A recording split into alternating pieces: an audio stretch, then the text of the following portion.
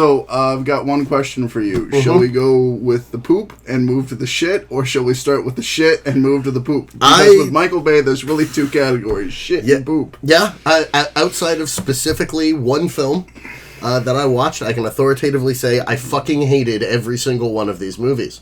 And that's too bad, because at least when I saw The Island in theaters, I enjoyed it. I mean, I was like 13 or some shit, so, that explains why my tastes weren't good. But, my fucking God. Hey, everybody listening to this, as you can probably tell, we're doing Michael fucking Bay. And, sorry, dude, I don't know you, but I really hate your work. That's my preamble. Yeah, I think there's some specific things that if I was to play devil's advocate, I could specifically defend here, and we can get into that later. I'm sure we shall. But devil's advocate over here. What was let's you gotta start be the devil in my house, Etienne, and then move to the shit. Yeah, start with the poop. What was the movie that you found to be defensible or likable in the movies that you watched? Pain and Gain. Yeah, I love Pain and Gain. And I actually unabashedly love Pain and Gain. I think it's perfect. I think Michael Bay found a subject and a script and a film that actually was right for his directorial style, which is 80s music videos. For sure. That's what he directs. And he never learned to direct anything else. And I think Pain and Gain was a perfect union of that and his ridiculous attempts at comedy action and the extreme polish being in itself a mockery of these humans who are extremely polished. Because that's the thing about Bay. It's all polish and nothing underneath it. Mm-hmm. It's a big, fat, thick layer of schlacked-on shoe shine on top of a turd. It's all lacquered turds. But Pain and Gain is aware of that. It is a turd. It is supposed to be ridiculous. It is this unfolding onion of turddom that you're like, my God, this is incomprehensibly stupid. And it knows that, and it plays it perfectly. And that's why I love Pain and Gain.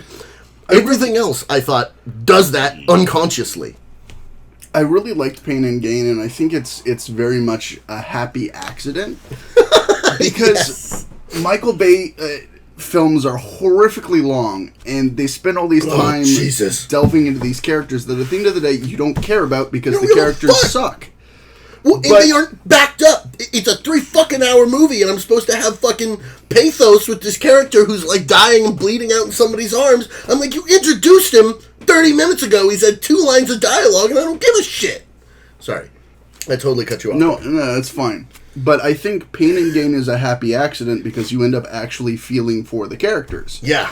Which, being this long drawn out thing that it is, like, it actually works because you have the substance to back up the polish. Like, fucking Dwayne Johnson's character. Eldad. He's Eldad. It's Eldad. Like, the stupidest fucking character that you actually love. And the sweetest human being. Yeah. You want him to win, you want him to do well, and he is physically incapable of doing either. No. He's only physical capable of doing cocaine. Yes. And going off the deep end.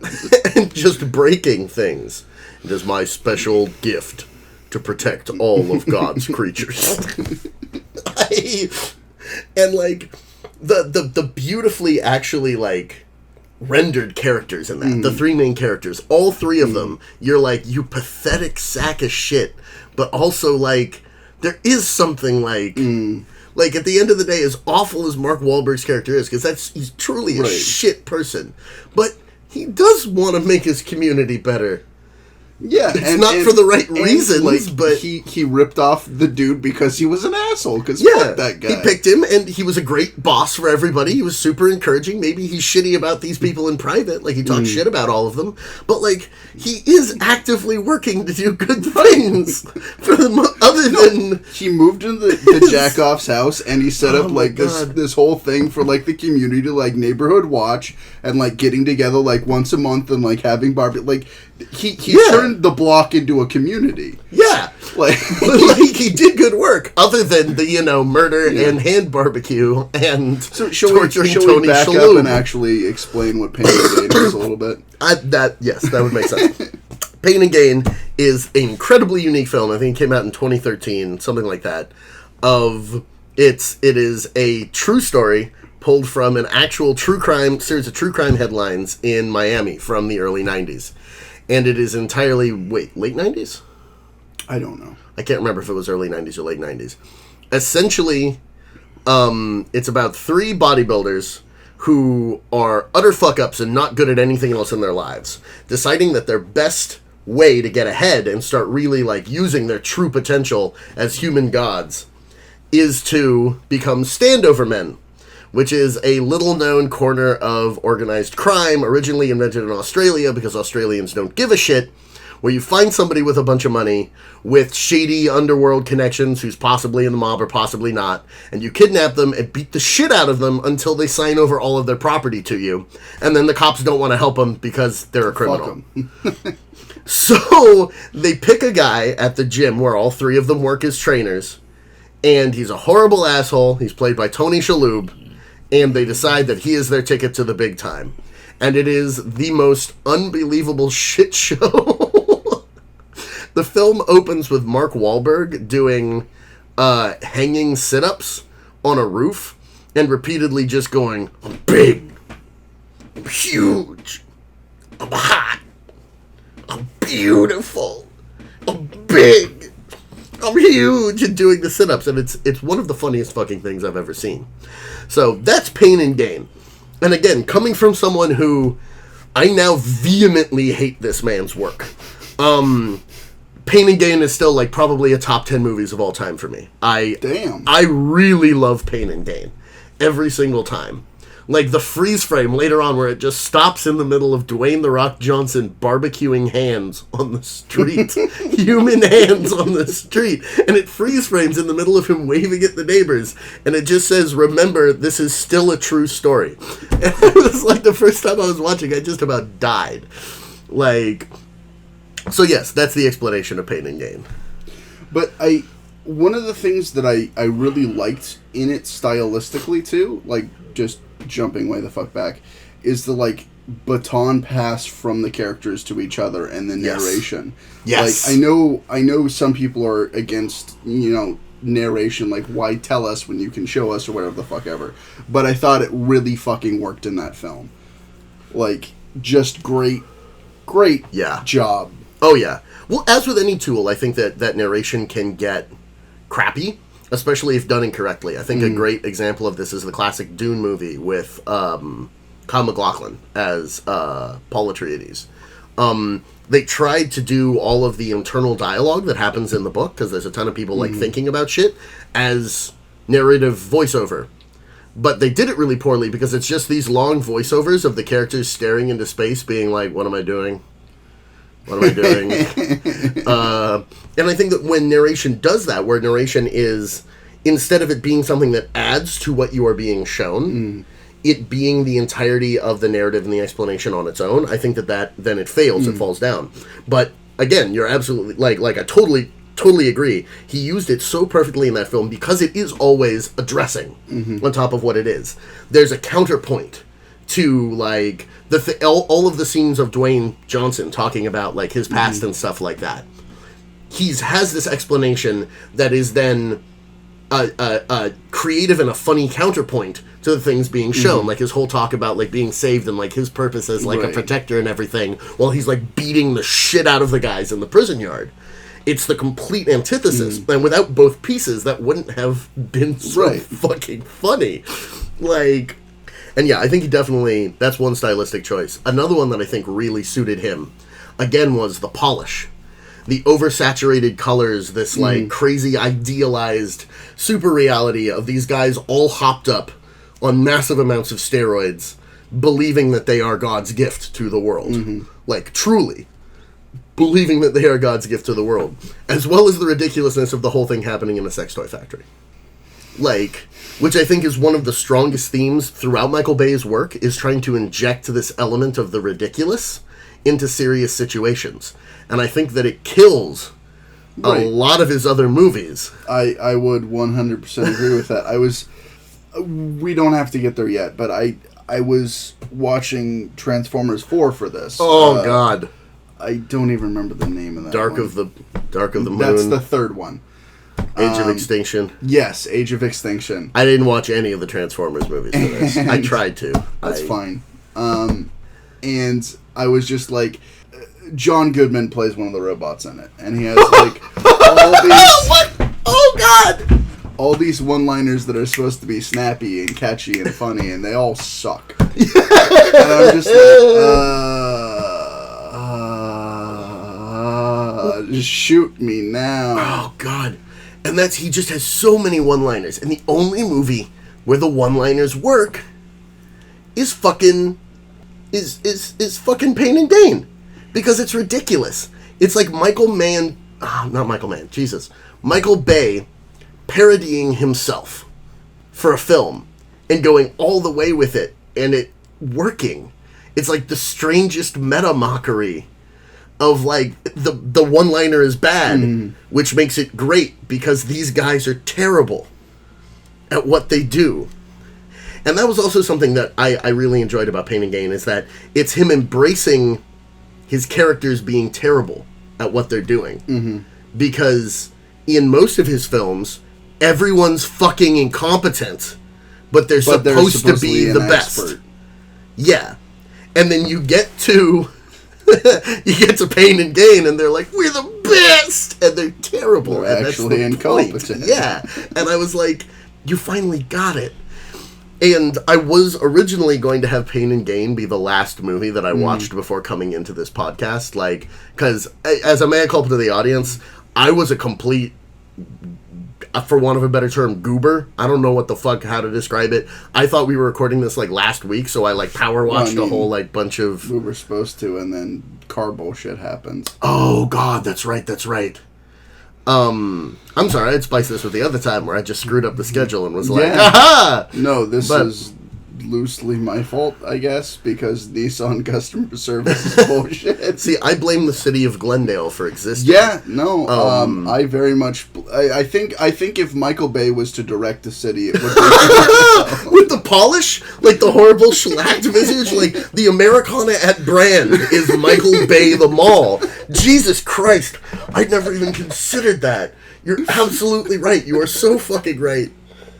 Oh my God. You can see it too. Like you can see one of the shitty endless action sequences in that. Which, oh my lord. But yeah. So I watched Bad Boys 1, The Rock, Armageddon, and The Island last week. I actually somewhat enjoyed The Rock. Just as a side. I didn't watch it for this.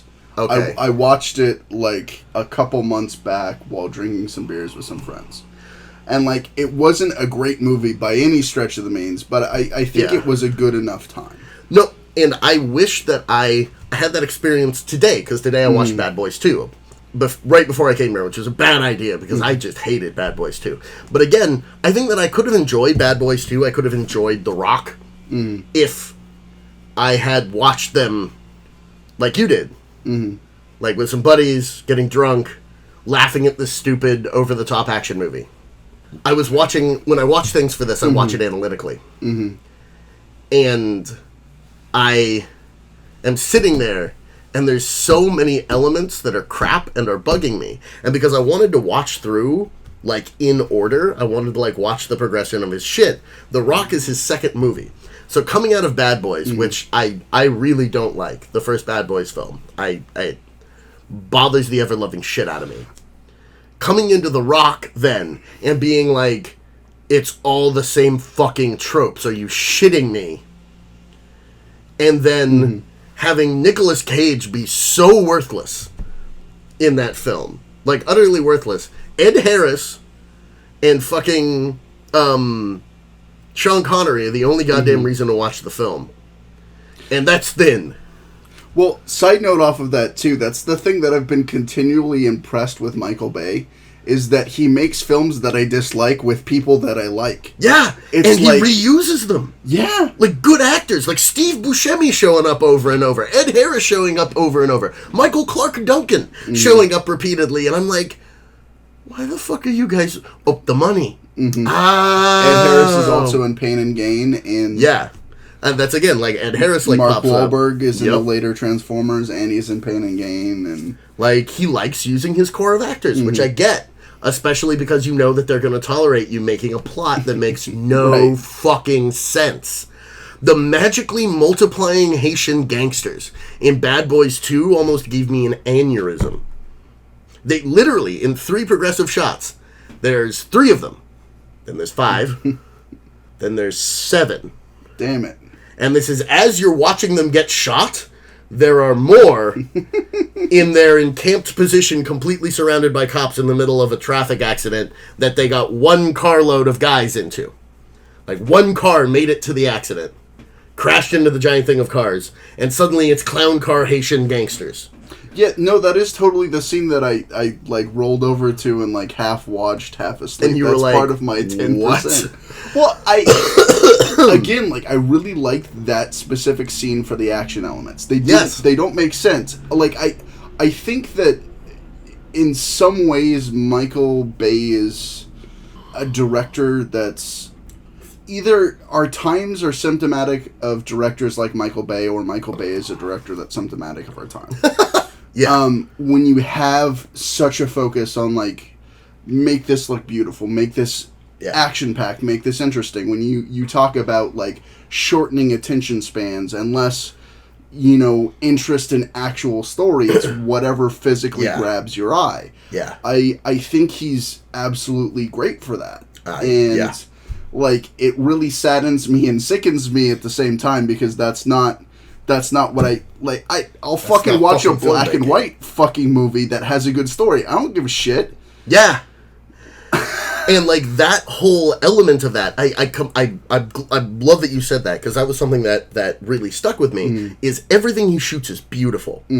Like, if we want to talk about the actual technical elements of Bay's filmmaking, it's beautiful, it's clean, he's an incredibly efficient visual storyteller. He will give you a series of quick shots that all give you information. And I was watching it, and I was just like, this is such efficiency, but there's no attention paid to any other part of the production. So you are precisely giving me all these glorious visual details, which then directly leads me to the realization that your plotline doesn't make sense. Right.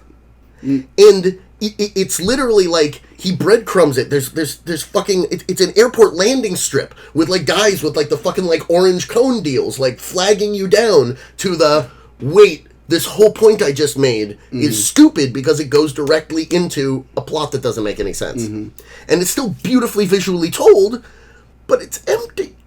It's empty. It's like a zombie. It's like the bodies in Bad Boy 2 that they're emptying out of organs to fill with E-pills. There was a point where I lost it, like, even before I was doing shit for this podcast, when I watched Transformers 3. Yeah. I watched Iron Man 3 and Transformers 3 in the same night. Oof. It made Iron Man 3 a much better film than it probably actually is. And it probably made Transformers 3 a much worse film than it actually is, because I had direct comparisons of, like, hey, I watched both these films in the same night. Which one's better? Yeah. But there was a point where I just started screaming at the TV, and I was like, Michael Bay does not know how long a week is. What the fuck? Right? And I was just like, we've got 17 days to train these astronauts. These are basic facts. Like, you can Google it. Like, Google. You shouldn't need to Google it, but you can Google it. They referred, like, in the fourth Transformers movie, they refer to the Gobi Desert, not by name, but by calling it the Mongolian Desert. Like, do you just think that your audience is that stupid that they won't know the Gobi Desert if they say it's the Gobi Desert? I think it comes from him just not giving a fuck. Yeah, and whoever he hires to fill out the scripts, I don't know who's writing the scripts. Whoever it is needs to be shot. Not in the head, not to death. Like, a good just one. So they will know pain so they can get that game. Yeah, I want them to be shot in the ass. I want that whole sequence of Martin Lawrence being in pain from being shot in the ass at the beginning of Bad Boys 2. I want that to be every first of the month for that screenwriter for the next 3 years. Can we also double that down? Can we make that also for Martin Lawrence? Just get Martin Lawrence shot in the ass every month. Oh, I don't know. I think Martin Lawrence did okay with what he was given. I'm just not a big fan of Martin Lawrence. That's I totally feel you. saying. I don't know Martin Lawrence's work as well as I probably should. Honestly, I liked him better than almost any other part of the Bad Boys movies, because he was just trying to be a good husband and father.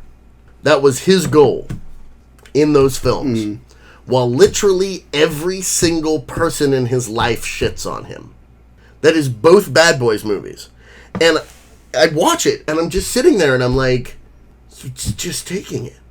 Like, everyone is continuing to shit on this poor man. Ceaselessly. In shifts. And he just has to take it because everyone's like, oh, you, lighten up. You're so mad all the time. There's something wrong with you, Marcus. I can understand feeling for him specifically because of that. I know nothing of the Bad Boys film franchise other than Hot Fuzz and the, like, 10 minutes that I was awake for before I passed back out. Like, shit just got real. It's like it totally is telling of the rest of his work, and I'm glad that I watched Bad Boys 1 first of any of the movies that I watched during this, because it was his first movie in 1995, and it showed what he was trying to do over and over and over and over and over again, and didn't succeed at until Pain and Gain, which was perfectly melding the drama and comedy elements into this kind of ridiculous, surrealistic whole that was aware of the ridiculousness of itself. And Bad Boys tried to do that and failed because the entire core joke of the film is that Will Smith won't stop making jokes about fucking Martin Lawrence's wife. That's good. And, like, gets mad at Martin Lawrence for doing what their boss ordered him to do, and he has no choice about. And then is like, well, that's justification for me to fuck with your family life. As a joke, because we're buddies. Right. No, when you first mentioned that Martin Lawrence got shat on all the time by, like, everybody that I was like, I mean, I don't really know this film that well, but it's supposed to be billed as, like, a buddy cop movie, and it's just Will Smith. Will Smith has a trust fund, leads a charmed life, is like standard action movie hero. He's constantly fucking up their investigations because he's action movie heroing all over everything. Martin Lawrence catches the shit for it every single time because he's actually trying to do things correctly. And then he catches an endless wave of shit from Will Smith about not action movieing it. That's great. Yeah. Like, and the only time that their friendship really works is when they're, like, round robin fucking with someone in a horribly illegal way. Like, so when they sink to Will Smith's level, essentially. Yes. And just, like, miserably cocking up somebody's life because it's funny and they're a suspect or someone who has the information they need. They, like, very, very much threaten a lot of people's lives and beat the shit out of, like, random people with no legal justification for it. And it's all good. Which was another weird kind of creepy through line that I noticed in Michael Bay's films. Is like, I don't mean to get, political about this, but this motherfucker's Republican as shit. And that shit comes out. Like, all of the movies glorify, like, entirely, like mindless respect for, like, the systems of power. Like, all of the characters who are in positions of power working for the government, oh man, all these constraints of people's rights and things we gotta do. Bad Boys 2, the whole big problem is they keep arresting this guy, and he keeps suing them for wrongful arrest, and making money off them. And the whole thing is like, ooh, damn. Yeah, these drug dealers always getting away with things by suing us. Not dealing with the fact that that's actually, like, a huge problem. Like, specifically with narcotics cops, like, wrongfully arresting people, doing what you have watched these two men do for 2 straight movies of, like, threatening people and behaving badly. Like, that is the direct outcome of the way you people have behaved in this film. There's actually a scene in Bad Boys 2. I was watching it today. I couldn't believe this. This man spent $2 million on a 3-minute long spinning shot that keeps going through the same 2 bullet holes in a wall as Will Smith, like, gets into a verbal argument with the Haitian gangbangers, who, by the way, have worse accents than Scarface. I thought I'd hit the bottom of the barrel of Caribbean accents in Scarface. Oh, no. The Haitian gangsters, whole new basement. They, like, dug a death pit under the basement and started kicking film reels into it. But the entire point of the scene is basically like, you can't talk to these people. I mean, they're not going to hear you. They're too busy shooting their guns at you. Will Smith literally says, "You're in my fucking country." They bust into the house, guns blazing, and they're like, "Who the fuck are you? Why are you in my house?" And he's like, "I'm in your house? You're in my fucking country." And the guy's like, You can go to hell. You can go fuck yourself. And then from that point on, all the violence they do against them is justified. Because they fought back. And I'm like, how am I supposed to look at this scene and not be deeply fucking uncomfortable? I don't know. I'm not necessarily full-heartedly disagreeing with that point. I certainly believe that it's probably an undertone. But whether he wants to or not, he also ends up, like, showcasing the other side. Because it's very... Yes, they're the bad guys, but it also showcases the other side of that in Bad Boys 2. Thinking back to Transformers, which is more of what I'm familiar with, there's the whole concept of, the Transformers being the outsiders and the government and the small man and everything, but who ends up being the bad guy in certain films. Sometimes it's the government and sometimes it's the government for specifically wanting to get rid of aliens because they're not from here, and, like, it's interesting. I think he does a little bit more with playing both sides than you're giving him credit for. And at the same time, I agree that is definitely an undercurrent that's there. Yeah. And I don't know that he's intentionally playing both sides when he's doing that. I think that's just an outcome. Yeah. I think that it might be an outgrowth of the fact that because all of his movies are very much like, America! Mm-hmm. That I feel like it could be an outgrowth of that unique element of the American mass consciousness, of that you're constantly rooting for the little guy, which is, of course, the whole irony of America's, like, we're always rooting for the little guy. We're the little guy fighting for justice, even though we're actually the huge guy. Which is, like, still a whole thing that is, like, stuck in the American consciousness, and something that actually bothers me quite a bit in a lot of American media, is this, like, we're constantly glorifying the little guy fighting back against the system, but we are the system. But we're still looking at ourselves as the little guy fighting against the system, and it doesn't make any sense. And I feel like that could be an outgrowth of specifically that concept very easily, because, again, it's the, like, aggressive, like, yeah, America, these people don't matter. Bad Boys 2, they're in Cuba. They drive through the slums, literally directly through a bunch of people's houses in a Hummer.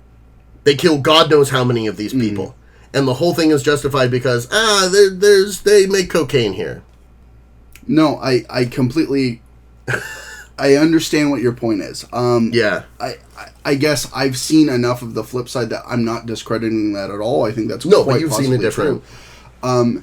I was really impressed with the fact that in Armageddon they let the Russian, the, like, Soviet Russian guy, and the black guy live. Yeah, that was actually really fucking cool. That was way fucking counter to, like, everything I expected from movie tropes and traditional rah-rah. Yeah. Like, American... Like, that was probably my favorite part of Armageddon. The fact that Michael Clark Duncan makes it, like...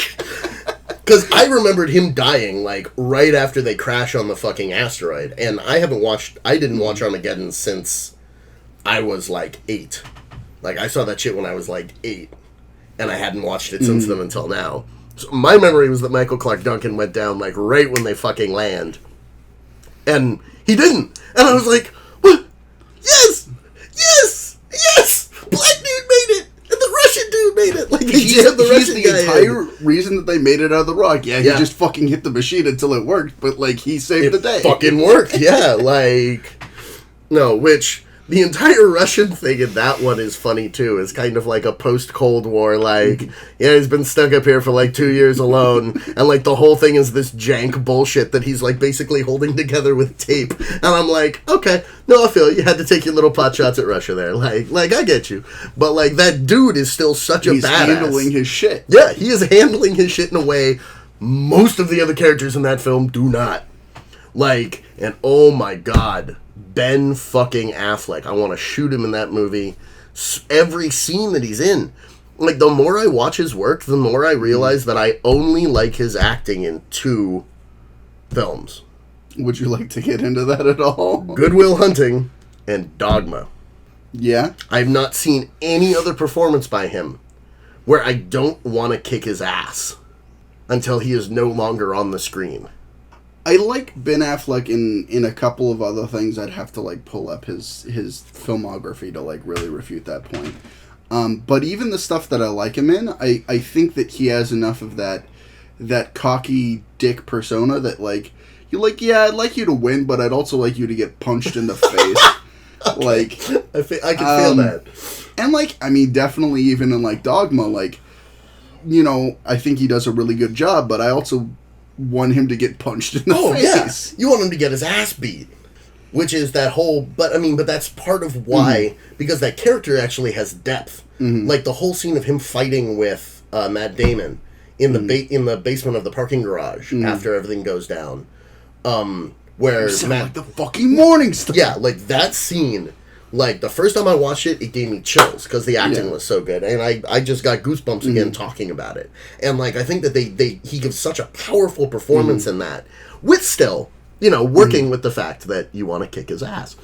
And so I feel like, you know, it was a perfect kind of a la Pain and Gain for Michael Bay. It's finding those roles where your innate Backpfeifengesicht, you know, which, for those not aware, is German for face in desperate need of a fist. Which, bringing it back, is how I feel about Martin Lawrence. Like, it's not necessarily his fault, but, like... but his fucking face... Okay, I can definitely feel that. I can definitely feel that. There's... Oh, my God. I actually yelled, "You are shitting me," repeatedly at the TV today, because there is a scene in Bad Boys 2 where Martin Lawrence... They're in a funeral home because the bad guys are smuggling E-pills from Europe in dead bodies that have had the organs hollowed out. So they're, like, digging through the organs and the bodies to, like, find the E-pills. And Martin Lawrence's character has a weak stomach. So, like, he's throwing up and, like, repeatedly throwing up. And he's like, I just need some water. I just need some water. And somehow, in tossing the bag of E-pills to each other... 2 E-pills fly out of the bag of E-pills, across the room, land in the water cup. He grabs the water cup, fills it with water, without looking at it, chugs it, and somehow swallows 2 full-size ecstasy pills, without noticing, and is then, of course, incompetent for the next whole section of the movie, basically so they can make a whole bunch more gay jokes. Which is, like... The core of the jokes in the second film is, like, this series of scenes where, like, they're talking seriously about their relationship as partners, and, like, people are like, it's good to see a gay couple, like, you know, like, working out their problems, and, like, the whole thing. And, like, that's the repeated joke of the second film, where I was like, what? Like, Martin Lawrence is mad because his partner shot him in the ass, and now he's impotent because he has nerve damage. Damn. Like, that's literally one of the big points of the film, is that he's like, I can't fuck my wife. Wow. Because you shot me. Impotency and Pain and Gain as well. Yes. Recurring themes of Michael Bay. Oh my God. Black man. What are you trying to say there, bro? I don't know. Again, I black man fucked my girlfriend once. Now I'll show him. I wouldn't even be surprised. I don't know anything about this man's personal life. He's also cameos in all of his movies. He does, like, background cameos. Like, he is a guy... You know, there's plenty of directors that do that. Yeah, I know. I just want him to get his ass kicked. Like, when I see him on screen, I'm like, there he is! There he is! Kick his ass! Do it now. Kick his ass! So, I did want to jump into, temporarily, The Island.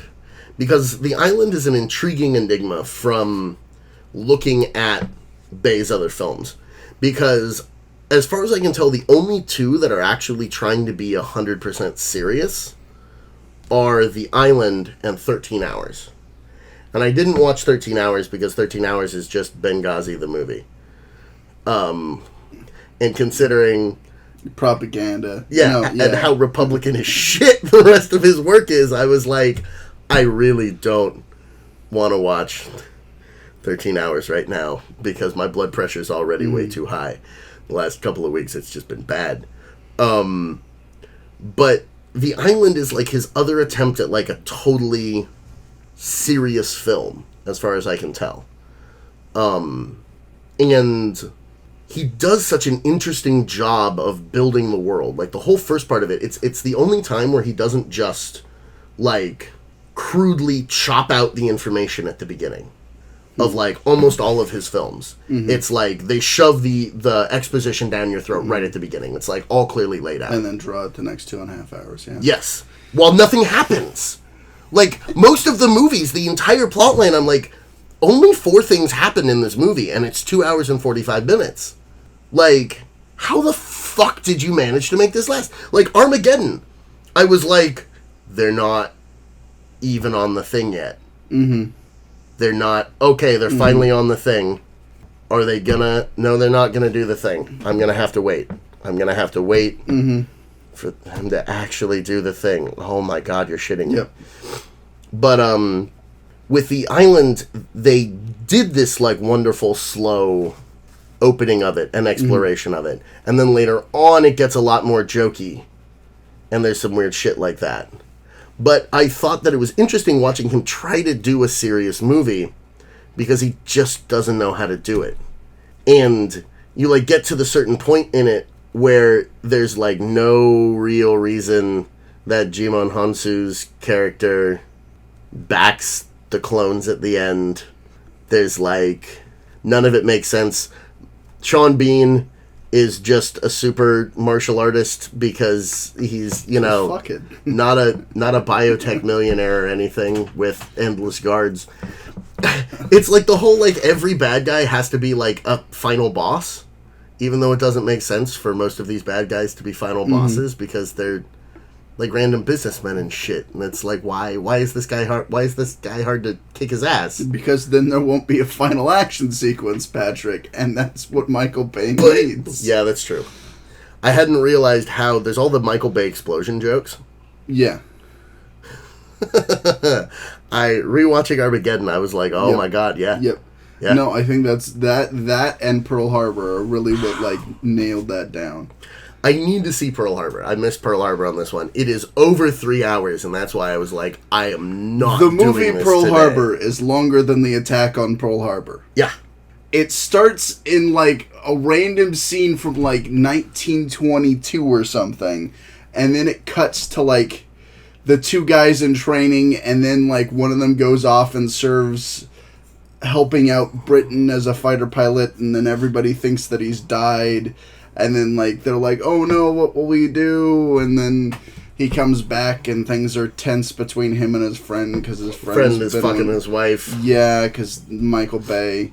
Yeah. And then the actual attack on Pearl Harbor happens. Oh! And then there's... See, so that's funny. Weird jokes about, like, oh, this would have been nice if it happened an hour ago, and they, like, incompletely show the Japanese side for no apparent reason, and it pissed me off. And it stars Ben Affleck. So that was one for me where I was like, so you're telling me I've got 3 hours plus of Ben Affleck directed by Michael Bay. See, that makes it even worse. I thought it at least started with Pearl Harbor, and somehow the guy got, like, lost in the Pacific, and then he comes back in, like, the 50s, and it's him having to reacclimate after war. It starts with the two main characters, random scene from their childhood, showing that they've always wanted to be fighter pilots, and now... And always wanted to fuck each other's wives. That movie, maybe more than any other Michael Bay movie, exemplified a lack of focus on, like, any sort of particular character or side or any... Like, it almost seemed like the baton pass thing that happened later on in Pain and Gain, but, like, just fucked up horribly. Here, I'm trying to show you all these complex interweaving lines that none of them really go anywhere. They all kind of casserole of nonsense. Like, I really, theoretically and ideally, I enjoy you trying to show the Japanese side of Pearl Harbor in a movie about Pearl Harbor. Yeah. But if you're going to spend so little time on it and do it so poorly, why do it at all? Especially if it's mainly a movie about Ben Affleck's wife not waiting for him. Like, I mean, that's... No, it's mainly a movie about, like, Ben Affleck and his buddy, and then Cuba Gooding Jr. is kind of there as, like, a young black man trying to get respect, so he joined the Navy, but he's stuck as a cook, and random things with Cuba Gooding Jr., even though he's not really a main character, but we're still supposed to care for some reason. Yeah. God, he's bad at that. There's the last 30 minutes of Bad Boys 2, they literally do that. There's, like, this whole squad of hard asses who have, like, been in the background of, like, 4 different SWAT raids up until this point, who, like, bust into the room and are like, looks like you're looking to do something stupid. We're in. And you're obviously supposed to, like, start caring about all of these characters instantly. Right. It's like the hard squad. And I was like, this is... the dumb squad. Asinine. I don't give a shit about any of these people. I actively hated 2 of these characters until this scene. And I'm supposed to, like, it... Can't even get there. The Rock was another one that was just, like... this weird specific, like, damn it, you will honor these Navy SEALs doing Black Ops. You can't. It's the whole point of Black Ops. Like, I hate to tell you, buddy, but you got in the wrong part of the military if... But justice. But...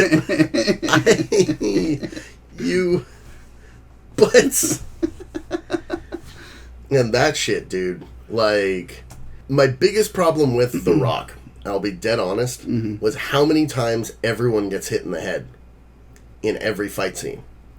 Every fight scene is just people being, like, nailed in the head with heavy metal objects swung with lethal force. And them having about a second and a half of stun lock because, you know, this is a fighting game and it only does 12 damage. Right. And then them continuing the fight. And, like, I was just like, if even one of these people had gone down correctly, I could have lived with this film. But not one of them has. And just Sean Connery's character makes that... Like, they tried to do the whole cool thing about the microfilm and, like, everything else. And it's just so poorly strung together. And the end of it, where, for no apparent reason, Nicolas Cage and his wife go and get the microfilm. Why? I don't know why they're getting it. I don't know why they care. Where are they going in their Volkswagen Bug afterwards? Oh, shit, we're going to go on another adventure. Like, what are they doing with it? They're now going to be on the run with this microfilm that everybody wants. Theoretically, from 30 years ago. But what's the goddamn point? Like, that was another movie where I was like, this all led to something that made no sense and there wasn't a resolution. No, I think that it probably benefited from the time and place in which I saw it, and I should never watch it again, because then I will hate it. That was my exact situation with Transformers 2. It's the only movie I've ever seen in theaters high.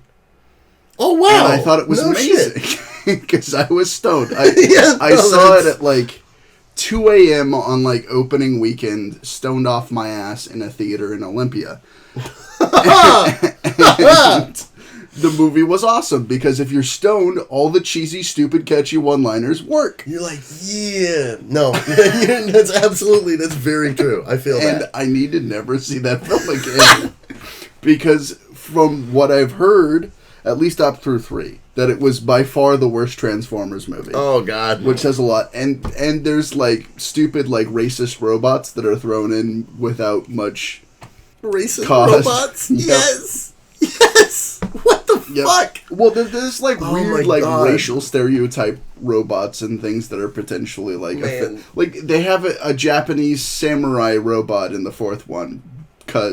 Just cause. Yeah. They're being multicultural, Etienne. Yeah. Don't you see? This is a concession to all these bleeding heart liberals. And the one black robot from the first movie, they ripped in half. You want a piece of me? No, I want two. God damn it. Is that really the line? Yes. Were you not aware of that? Nah, I wasn't aware of that. I like, you know that like quiet that descends? Like, on that moment where it like freeze frames and starts zooming in on somebody's eyes and it starts playing Mad World? Like that just happened to me right now when you said that. In real life. All around me are familiar faces, worn out places. Oh my god.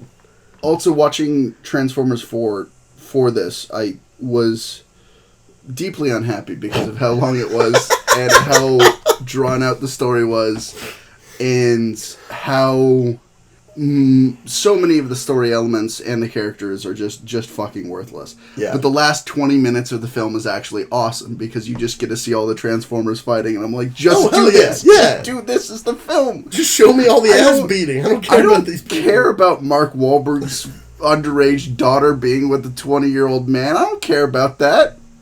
Just show me. That seriously? Yes. Like, what? What the hell?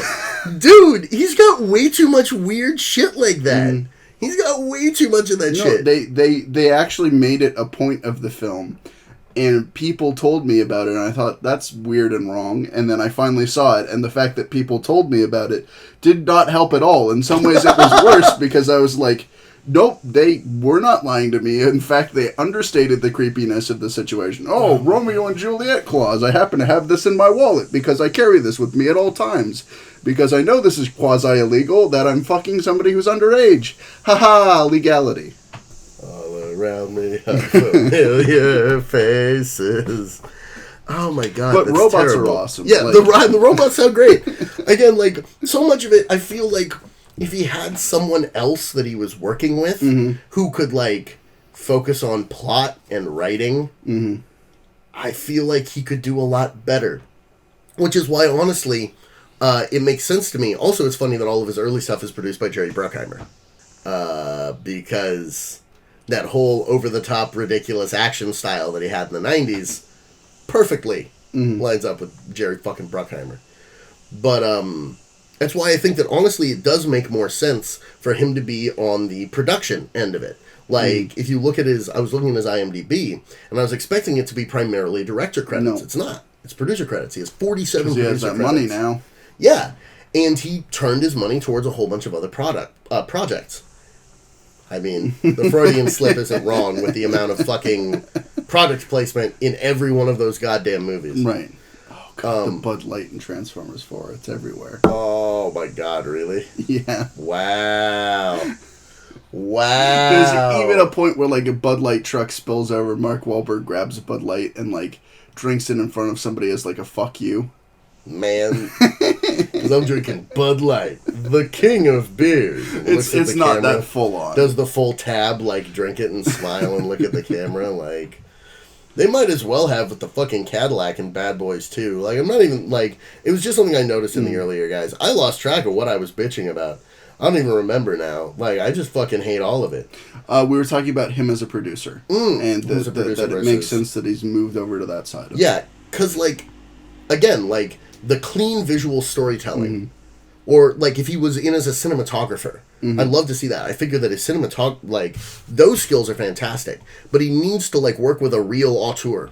Like, someone who has something deep and something, like, better that is going to be a through line for it. So that you don't end up having these gorgeous pieces of trash.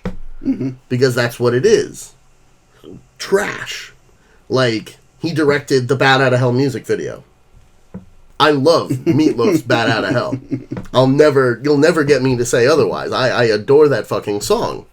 But if you look at the music videos of that era, you look at the music videos that he did, they're all really pretty trash. Because those music videos weren't making a point about anything. It was, let's put a whole bunch of things that look kind of significant and are really pretty and cool looking together in a series so that people are like, damn, well, they're wasted. And I don't think that he ever grew out of that. Well, I think the unfortunate thing now is you talk about him either taking a step back and doing the cinematographer bits of whatever film. Yeah. Or working directly with somebody else as like a co-director or whatever the fuck. Yeah. I think you probably have a situation where he's too established, kind of like what you had with the early Star Wars movies, where there was nobody to say, no, Mr. Lucas, that's fucking stupid. Yeah. Like... Or the middle Star Wars movies, rather. That's right. Well, I meant early as in 1, 2, 3. Oh, you mean me, yeah. The prequels. Yeah. Sorry. No, good. I'm glad we had that clarification for anybody out there who was lost, but I think that he's too much of a name now for other people to comfortably step in, and there's probably too much of an ego for him to want to do that, to seek that out. That entirely makes sense to me. And especially with the way that he does everything in the films, I would not be surprised if he, like, full-on does the, like, awkward Frank Zappa, like, you can't censor me, like, nah, I'm making it this way thing. But Zappa had substance. Yes, and also desperately needed an editor. But yes, Zappa always had substance. Actually, Zappa's problem was too much substance. Yes. It was like trying to eat these dense bricks every day, and you're like, can we not eat lumbus bread today? Like, this is too much nutrition. But I think that does make a lot of sense, because again, he's one of the highest paid directors in Hollywood. He's made an absurd amount of money for a long time because he made all of these blockbusters that people were like, yeah! Right. Like, even when you talk about his early shit, like Bad Boys, like, that's still fucking famous. Huge money. And they made that on a fraction of the budget of any of the other ones, which is funny seeing Bad Boys 2 and being like, so this is what you wanted to do on Bad Boys 1, and you just didn't have the money for it. Okay. All right. I also definitely think Martin Lawrence should have retired at the end of Bad Boys 2. That's all I'm saying. For sure. That's all I'm saying. Because, like, literally the whole movie, he's like, I'm getting out of doing this, like, advanced as a tactical cop. shit. You mean not, like, as an actor, no, Martin Lawrence, this is the peak for you. You have achieved your ultimate dream. Your Great Gatsby, sir. You've climbed Everest. It's time to pack it in. Oh, my God. But, yeah, no, he, like, one of the whole through lines of the movie is that he's, like, going to therapy to deal with his anger issues, which is another thing in Bad Boys 2. Literally spends the entire movie mocking therapy as being worthless and stupid and for pussies. I mean, it is. I'm gonna kill you, Etienne. My therapist does say that I should, be working on these violent impulses. Yes. Oh, okay. But there's a real roadblock in your life. Actually. I think it's actually. I don't think the best way to deal with a roadblock is to hit it with a large truck.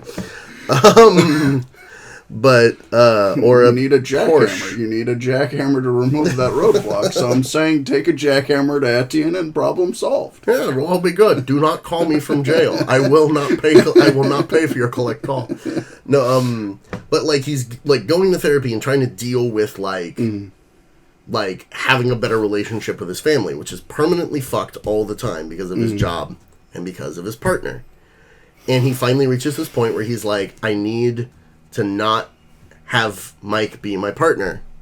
Like, we can still be friends. We've been friends for fucking forever. But we need to not be working that closely together because he has a bad effect on me. I'm going to transfer to another division where we're not doing this crazy shit. So I can, like, be with my family. And that's, like, one of the big through lines of the film is, like, how, like, breaking it to Mike that, like, I'm not going to be your partner anymore. And at the end of the movie, because they get the bust, he's like, and tears up the transfer papers.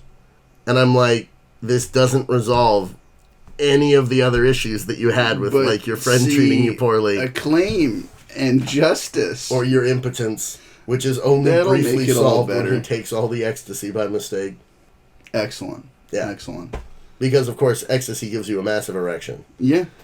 Spoilers for those in the audience who haven't taken ecstasy. That's what I found in all my zero. Yeah.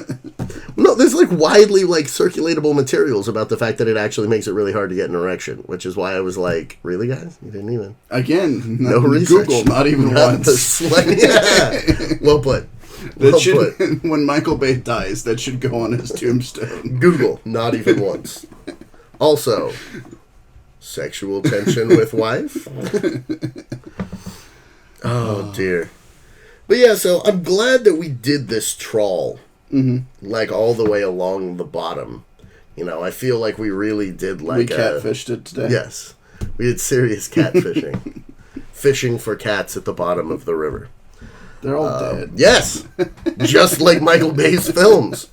And I, you know, Michael Bay, if you end up watching this or hearing this, which there's no way. I don't find it highly likely that he will.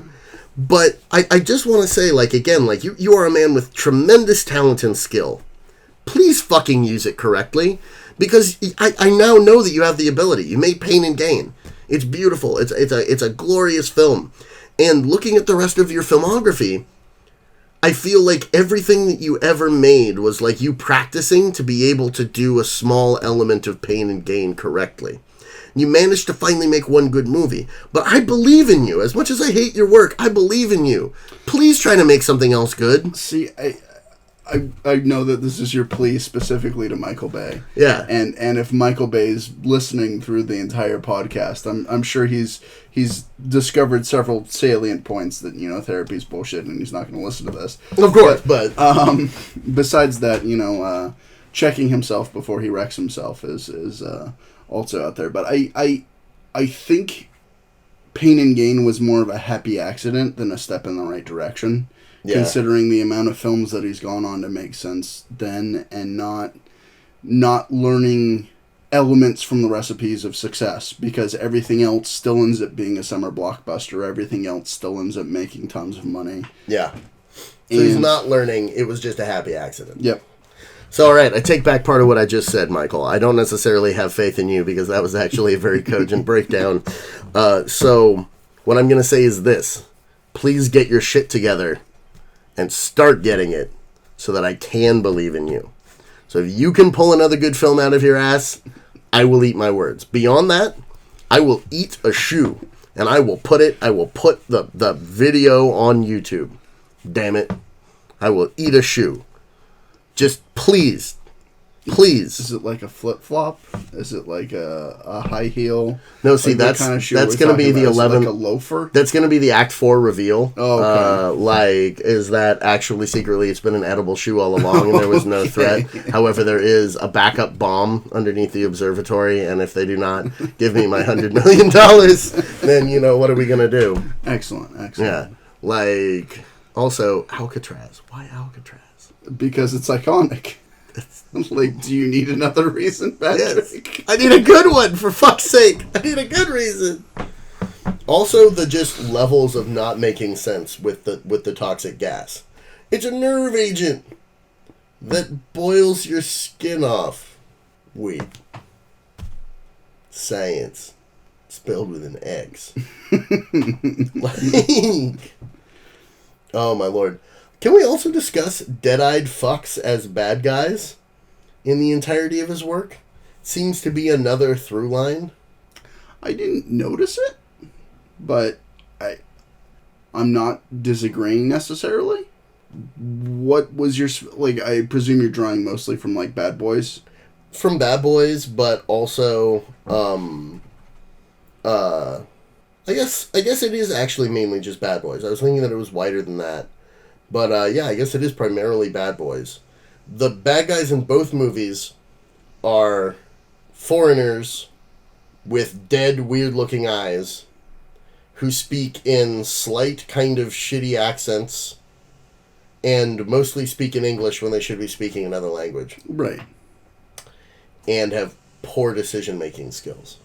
Like inviting rat exterminators to exterminate the rats in your basement full of illegal drug money. No, that's smart. You know, you gotta protect that drug money any way possible. Yep. There's literally a scene of rats eating his money and him losing it and being like, "You fucking rats eating my fucking money. This is a stupid problem to have, Carlos. Why haven't you fixed this problem, Carlos?" Do they have to then exterminate the exterminators? Well, they try to, but the exterminators are Will Smith and Martin Lawrence. They're cops undercover so they can't, already. They can't, well, they actually go to the exterminator place and pull guns and are like, "Well, we are going to be the exterminators today," and go in and do it poorly. Because you gotta have that one-liner. Yep. There's a number of one-liners in that one, actually. God, that movie is a fucking train wreck. Jesus, like, every fucking scene in that shit, I was just like, you gotta be fucking kidding me. You gotta be fucking kidding me. Like, oh my God. You know, it's funny, there was a time in this podcast that I thought we were going to end on an up note, and I think we're past that now. No, because we just started bitching. They had our, like, appeal to Michael Bay and, like, yeah, like, there's hope. Nope. Believe in the me who wants to believe in you. There is a better future, Michael. There's a better future. Yeah. You need fucking Jesus. All right? You need fucking I think Jesus. actually that's the problem, is that he has too much Jesus right now. He needs to dial back the Jesus juice. Yeah, okay. That might make sense. And, he needs that Jesus juice rehab therapy. oh, Jesus. I mean, or to start, drinking his amino acids after he works out.